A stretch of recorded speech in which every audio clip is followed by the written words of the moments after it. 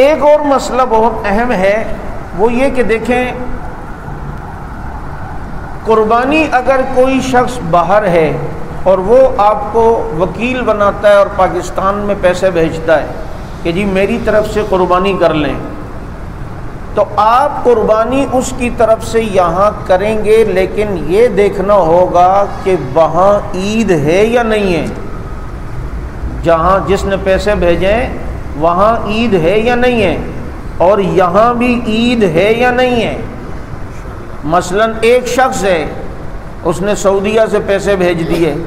کہ یار وہاں تو ریالوں میں بکرا مل رہا ہے، بڑا مشکل ہو رہا ہے یار، آپ ایسا کرو پاکستان میں ہماری طرف سے قربانی کر لیں۔ اور عموماً جو حج پہ گئے ہوئے ہوتے ہیں وہ ایسا ہی کرتے ہیں، کیونکہ حج میں جو قربانی ہوتی ہے وہ دم شکر ہے، وہ یہ واجب قربانی نہیں ہے۔ اس حاجی پر اپنی جو قربانی والے دن جو قربانی واجب ہے وہ ضروری ہے۔ چنانچہ ایسا نہیں ہے کہ وہ جو قربانی وہاں کر لی تو ہم سمجھتے ہیں کہ حاجی کی طرف سے قربانی ہو گئی، وہ قربانی دم شکر میں آتی ہے، وہ یہ قربانی نہیں ہے۔ اس حاجی کو چاہیے کہ وہ پاکستان میں اپنے یا وہیں پر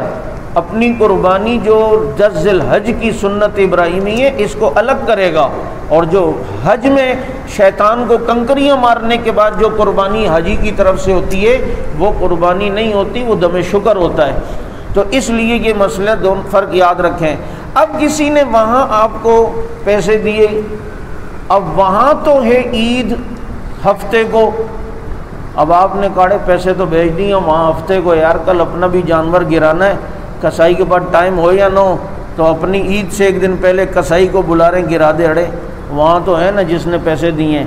بھائی قربانی نہیں ہوگی۔ وہاں جس نے پیسے دیے ہیں وہاں بھی عید کا ہونا ضروری ہے اور یہاں بھی عید کا ہونا۔ پتہ چلا پاکستان سے آپ نے وہاں پیسے بھجوا دیے، یار میری طرف سے حاجی صاحب آپ قربانی کرنا، حرم میں یار قربانی ہو میری طرف سے تو بہت اچھا ہے۔ اب وہاں تو عید ہے لیکن پاکستان میں عید نہیں ہے اور یہ قربانی اس نے کر لی، تو علماء نے لکھا ہے اب بھی قربانی نہیں ہوگی، دونوں جگہ عید کا ہونا یہ ضروری ہے۔ اس لیے جو ہے یہ مسئلہ باہر کے پیسوں کے متعلق عموماً غلطی ہو جاتی ہے، اس میں جو ہے وہ احتیاط ہونی چاہیے۔